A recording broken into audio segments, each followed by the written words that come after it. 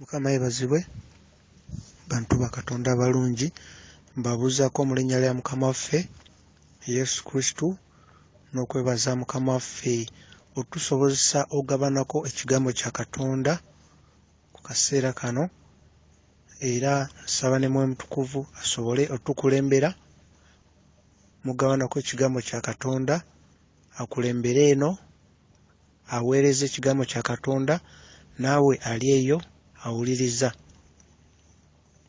Olwaleero era nsuubira oba oli awo kasitole kaleero kayinza okuyamba omuntu ow'omunda okuba ng'ayongera okukula, enkolagano ne Katonda okuba ng'enywera, n'okubeera nga ffenna twongera okutambulira mu butuukirivu n'okwenenya nga twetegekera okukomawo kwa Mukama waffe Yesu Kristo, okubeera nga tuwona okgenda mu geyeena mu muliro, wabula tube nga tweteekerateekera emyoyo gyaffe gibe nga gisaanidde okubeera nga gigenda mu ggulu ku lunaku olwo Mukama waffe lw'anaakomawo, oba ku lunaku olwo omu ku ffe w'anaava mu bulamu bw'ensi eno.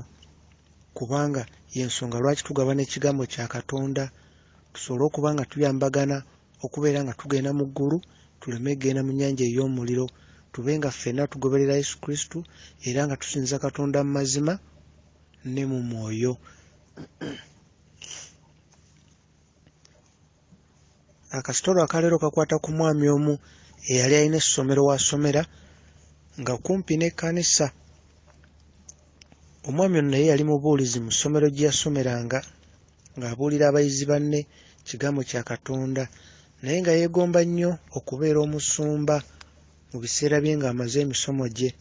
Era abasumba baayitanga okumpi n'essomero lyabwe, ng'emmotoka aziraba oluusi ziyitawo ez'abasumba, nga yeegomba nnyo bambi ng'atunuulira nnyo emmotoka zaabwe nga ziyitawo, muli nga abeera n'okuteebereza nti olunaku olumu naye alibanga y'omu ku abo abavuga emmotoka ennene bwe zityo, ng'era naye musumba, ng'era alina kkanisa ennene. Oluusi yagendanga ku kkanisa emu ey'omusumba omu n'asabirayo, era yeegombanga nnyo omusumba oyo, obunnabbi bwe yawanga, ebyamagero, era ne ku ssomero yabuuliranga nnyo bayizi banne ebikwata ku musumba oyo gy'asabira, ebyamagero by'akola, ebintu bingi ebikwata ku musumba, ebintu bingi. Kati lumu ku kkanisa waaliyo kansolingi, omwami ono naye n'ajja, naye n'agenda kansolingi, n'agenda ku layini n'asimba, n'alwawo, naye era omulundi gwe gwatuuka n'ayingira munda okulaba omusumba oyo yennyini gwe yeegombanga.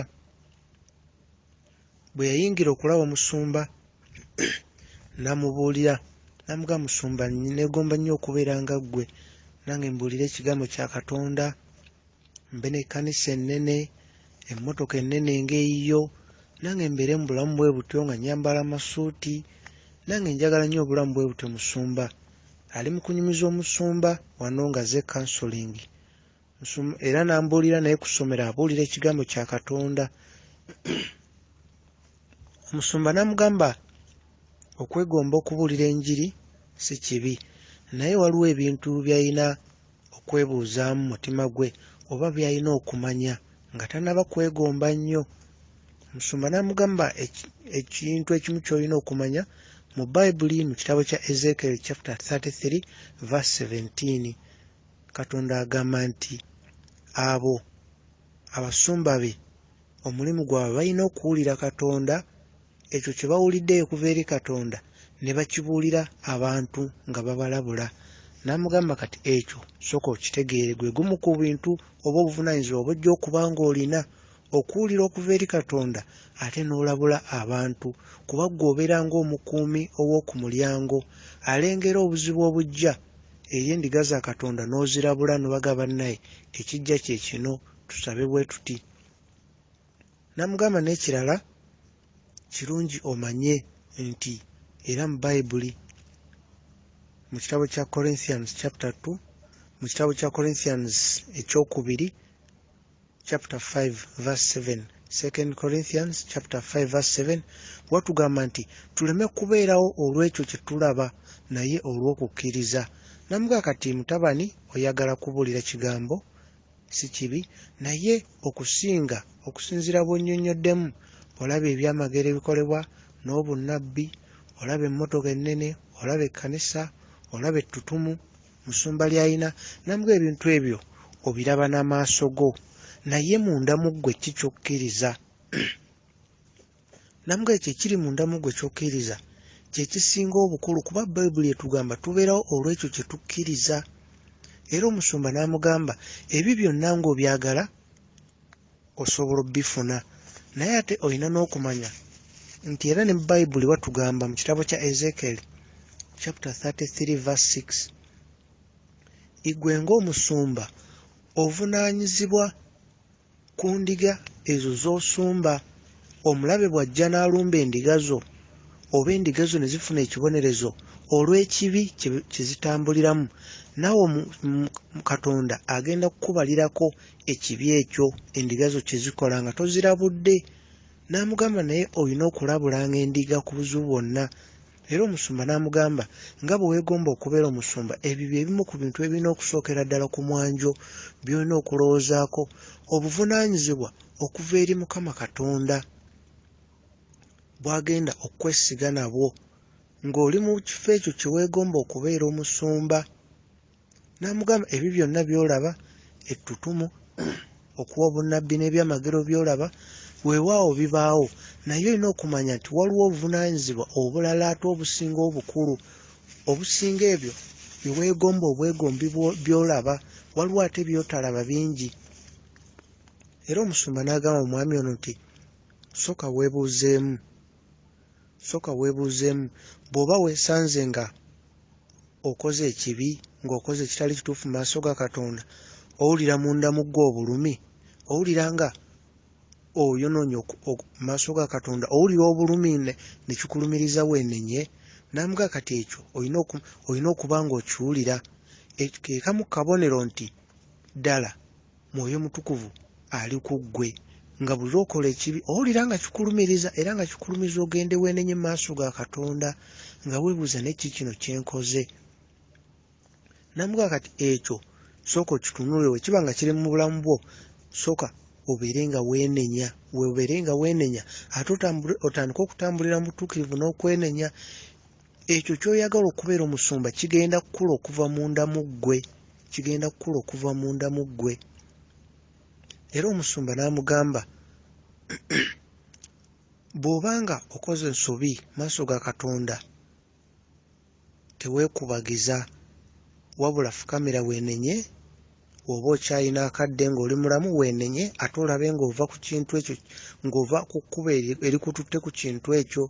Laba w'oseeredde ogenda mu kibi ekyo ky'oba okoze, olabe nga toddamu kuyita mu kkubo eryo, oba olabe nga weewalira ddala ekyo kyonna kikuleetedde okwonoona. Obeere enkolagana ne Yesu Kristo, obeere ng'osoma Bayibuli gwe kennyini nga ogyesomera. Era omusumba n'amugamba nti nga bw'olaba omusumba n'omwegomba obeere nga ye, okole by'akola.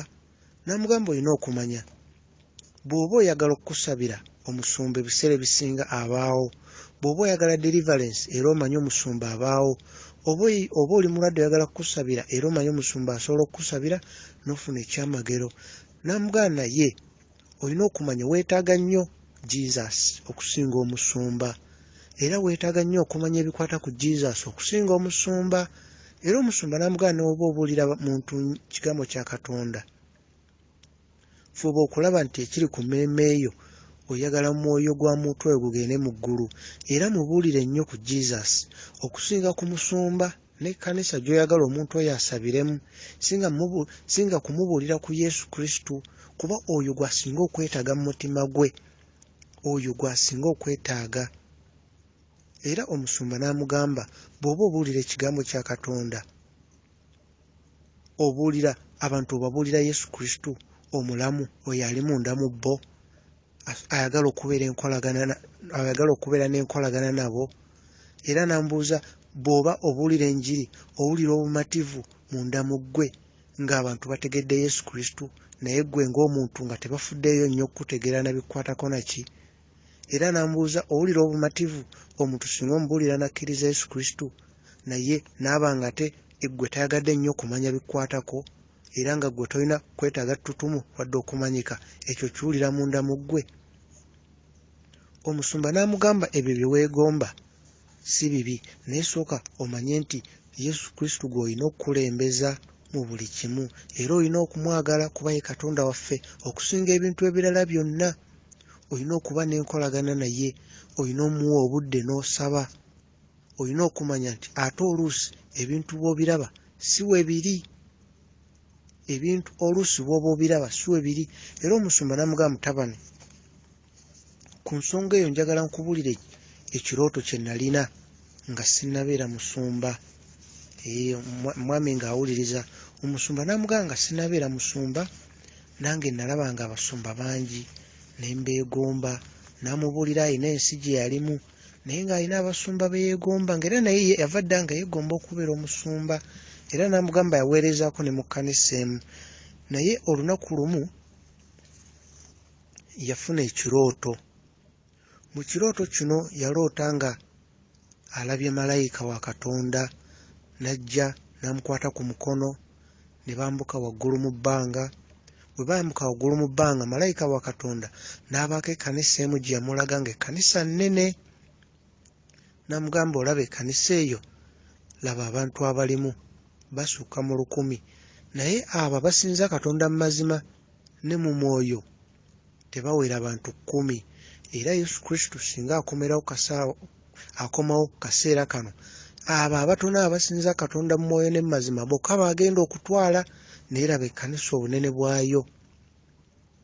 Era mu kirooto ekyo malayika y'omu n'amugamba weewaawo abasumba gye bali ababuulira ekigambo kya Katonda ekya ddala ekitwala abantu mu ggulu, naye waliwo n'abalala ababuulira ekigambo nga boogera byabwe, nga baagala magoba, baagala ttutumu, bakozi ba ssente, era nga n'amaanyi ge bakozesa gava wa mulabe wabula tegava eri Katonda eyatonda eggulu n'ensi, Katonda wa Dawudi, Katonda wa Yakobo, Yesu Kristo gwe tusinza. Era mu kirooto ekyo malayika n'abaako kanisa emu gye yamulaga, n'abaako omusumba gwe yamulaga. N'amugamba kati olaba omusumba oyo? N'amugamba tunuulira omusumba oyo. N'abaako we yamulaga ku screen, n'amugamba kankulage omusumba ono nga tannabeera musumba. Nga tannabeera musumba yali alina gy'agenda gy'afuna amaanyi agamuyambako mu mirimu gye gya bizinensi, amaanyi aga sitaani. Naye eyo yennyini be bamuwa n'ekirowoozo okubeera omusumba ne bamuwa amaanyi okukola ebyamagero. Malayika ng'abuulira omwami ono n'amugamba kati we yafuuka omusumba amaanyi ge gamu era g'akozesa, naye ekituufu akimanyi ku mutima gwe, ate si yekka y'akimanyi, ne mu kkanisa ayinamu abakimanyi, ne mukyala we amanyi amazima. Era mu kirooto kino malayika ate n'amulaga ekkanisa endala, n'amulaga musajja wa Katonda omulala. N'amugamba kati ate laba ate musajja wa Katonda ono, jangu olabe by'akola. Omwami ono ne bamulaga ku screen, n'alaba musajja wa Katonda oyo omulala, naye nga yali amwegomba embeera ze n'emmotoka ze yali avuga. N'alaba omwami ono nga ali mu kukola ndagaano ne sitaani, nga naye ali mu kunoonya maanyi akole ebyamagero, awa obunnabbi. Era n'alaba ku screen musajja wa Katonda ono ng'ali mu kusaddaaka ebisolo, embuzi, endiga, enkoko nga babiwayo ew'omulabe, era ng'akikolanga buli mwaka omulundi gumu ng'alina gy'agenda n'asisinkana n'abalala ne basaddaaka asobole okufuna amaanyi ago. Era mu kirooto ekyo kye kimu malayika n'amulaga ate omusumba omulala, ye yali wansi ndala. N'amugamba kati laba omusumba ono asinga kwagala kujjuza abantu ku kkanisa, abeere n'abantu bangi, bamufukaamirire, badduke emisinde nga zze, abeere n'abakuumi, kwegamba abeere omuntu ow'enjawulo ennyo mu bantu aba bulijjo. Naye jangu olaba omusumba ono by'akola obudde obw'ekiro. Era ku screen n'alaba omusumba ono mazima ng'avunnama eri Katonda omutono, ng'avunnama eri amaanyi ag'ekizikiza, era ng'awaayo abantu oba endiga z'ekkanisa ye ng'aziwaayo ate ew'omulabe ng'alina by'alaamiriza ng'aziwaayo ayogera n'amannya gaabwe eri ew'omulabe.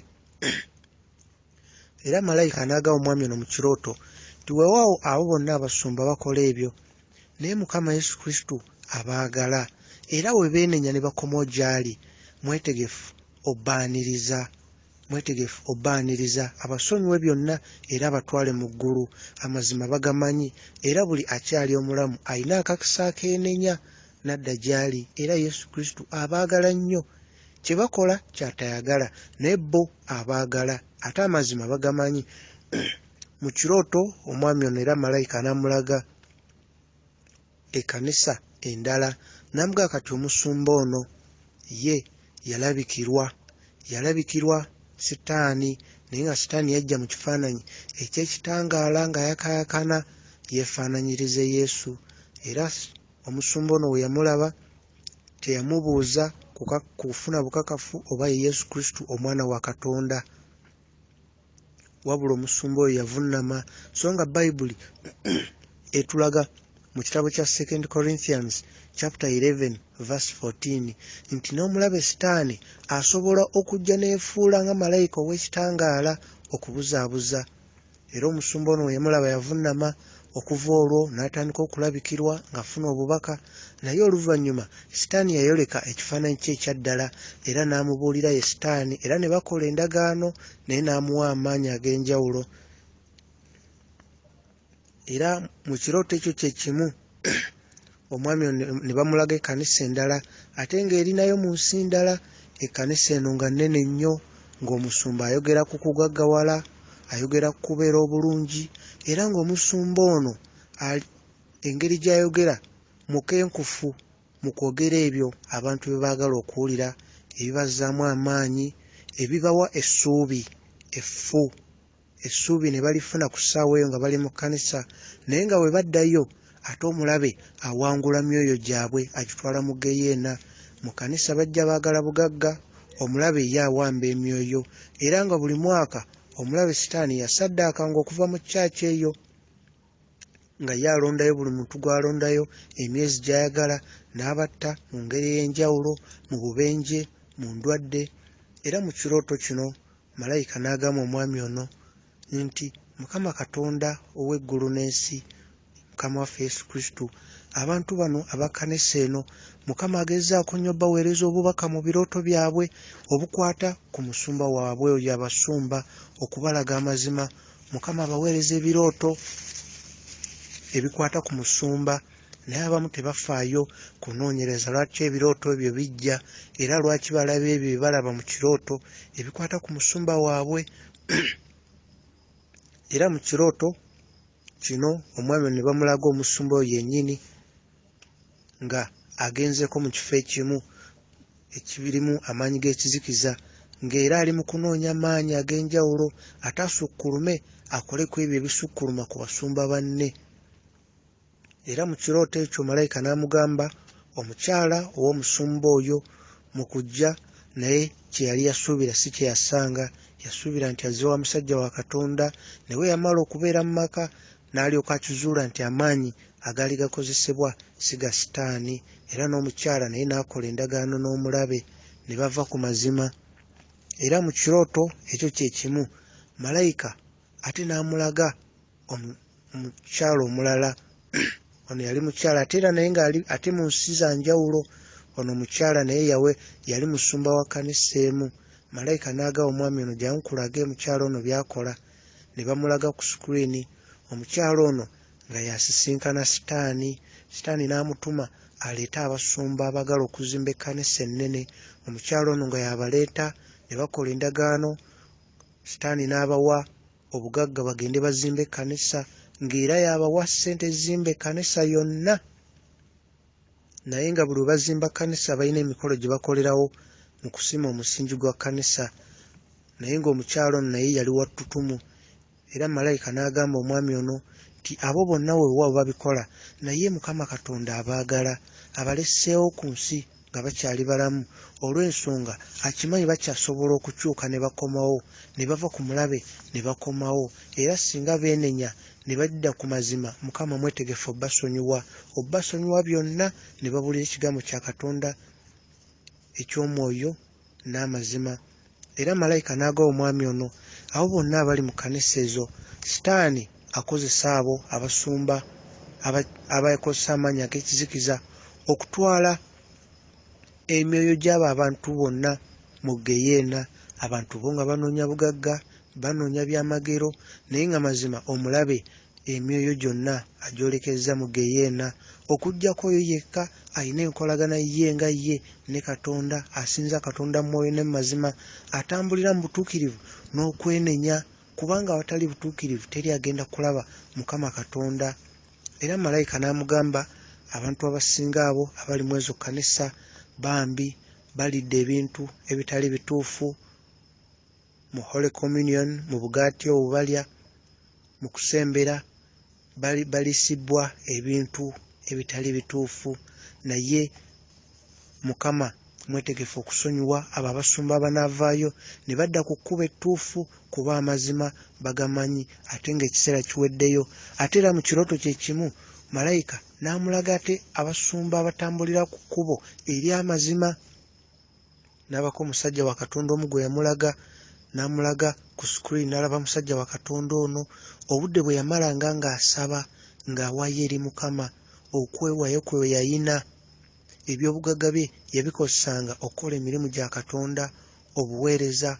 Obudde bwe yamalanga ng'abuulirira ab'ekkanisa, ng'abuulirira abakyala engeri gye balina okwambala, ng'abuulirira abavubuka, ng'akuma obutebenkevu n'obutayawukanayawukana mu kkanisa.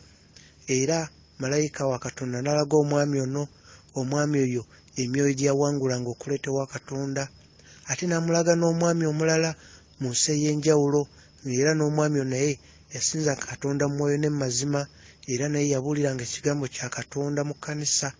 Ate n'abaako n'omukyala omulala gwe yamulaga, yali alina essomero gy'abeera, naye nga abuulira ekigambo kya Katonda eky'amazima era eky'omwoyo. Era malayika n'atwala omwami ono ate n'amutwala ne mu geyeena abeeko by'alaba. Mu geyeena omwami ono we yatuukayo mu muliro n'alaba omwami omu eyaliko pulezidenti w'ensi emu. N'ayogerako n'omwami ono pulezidenti w'ensi emu ng'ali mu muliro gumwokya. Pulezidenti ono n'amugamba, buddayo obuulire abantu b'ensi yange gye nalimu, tisaamanya n'alibadde ngoberera Yesu Kristo, saategeera mazima, saategeera, nabiwulirako naye saabigoberera. Nga pulezidenti ono yaliko pulezidenti ng'ali mu muliro nga gumwokya. Era pulezidenti ono n'amugamba, buddayo genda ogambe omwana wange agobere Yesu Kristo, ebyobugagga by'alina byonna abiweeyo bikole emirimu gya Katonda, abiweeyo mu kkanisa agobere Yesu Kristo. Era mu muliro omwami ono malayika n'amulaga ne maama we. Maama we yali yafa. Omwami ono n'alaba maama we naye teyasooka mutegeera kuba omuliro gwali gwamwokyezza nga asigadde magumba. Naye we yayogera eddoboozi n'ategeera ye maama we. Era omwami ono n'akaaba okuba nga maama we ali mu muliro, n'akaaba olw'okuba maama we yali ali mu muliro. Malayika n'amulaga obulamu bwa maama we ng'ali ku nsi, ng'alina gye yagendanga mu basawo ab'obwakabaka obw'ekizikiza, n'akola ebintu ebitali bituufu. Era omwami ono n'akaaba nnyo kuba yali ayagala nnyo maama we, yali ayagala nnyo maama we, naye nga naye teyatwala budde kwogeranga Katonda ne maama we. Era maama we n'amugamba, buddayo genda obuulire baganda bo, musinze Katonda, sibagaliza kujja mu kifo kino. Ekifo kino kibi nnyo, kirina omuliro mungi, okubonaabona kuli wano, obulumi, ate tetukyalina kaseera keenenya, ekiseera kyaffe kyaggwayo, tetukyalina mukisa. Buddayo gamba baganda bo bonna basinze Katonda, basinze Yesu Kristo ly'ekkubo, ge mazima era bwe bulamu. Era omwami ono mu muliro n'alabayo pasita omu eyali pasita wano ku nsi. Pasita oyo n'abuulira omwami ono n'amugamba, buddayo ku nsi genda obuulire bapasita bannange be nabeeranga nabo, obagambe balekeraawo okusisinkana ebyo gye twasinkananga okusinza Sitaani n'okunoonya amaanyi ag'okukola ebyamagero n'okuwa obunnabbi. Bagambe basinze Katonda, amazima bagamanyi, bye bakola ekiro byonna Katonda abiraba, ate okufa kugwa bugwi, nange kwangwako bugwi saamanya. Era omwami ono muliro n'alaba omuntu omulala. Abaami abalala babuuliranga njiri. Malayika n'amulaga abaami bano ku screen nga bakyali ku nsi. Abaami bano batambulanga babiri okubuulira enjiri, era kkanisa mwe baavanga nga yo esindika abantu babiri babiri, batambula babiri babiri bagenda babuulira enjiri, naye nga enjiri gye bayogeranga teyalinga ya mwoyo era nga si ya mazima, wabula enjiri yalinga ya bibiina, ebintu ebikole ebitegekebwa omuntu obuntu. Omwami ono mu muliro, era n'alabayo omwami omulala eyali omubuulizi, naye ng'ono omwami ye ekkanisa gye yabuulirangamu tebayogeranga ku geyeena, era nga baleetera abantu okulowooza nti ne geyeena teriiyo, naye bwe yafa yatuukira mu geyeena. Era n'agamba omwami ono atwale obubaka eri ekkanisa y'Abagambe babuulire abantu ku geyeena. Geyeena gy'eri era yaddala. Geyeena gy'eri era yaddala. Omusumba ekirooto kye awo kyakoma, ng'abuulira omwami ono omuto eyali yeegomba okujja mu busumba, okubeera omusumba, ng'era agezaako mulaga ebiseera bingi ky'abalowooza si bwe kiri. Eno ebweru tuyinza okulaba ettutumu, ne tulaba eby'obugagga, ne tulaba obunene bw'ekkanisa, ne tulaba ebyamagero, ne tuwulira obunnabbi. Naye amazima ku lunaku olusembayo ebitabo bijja kubikkulwa. Ebyo ebyekwese mu nzikiza bijja kuleetebwa mu kitangaala. Buli kimu kijja kumanyika.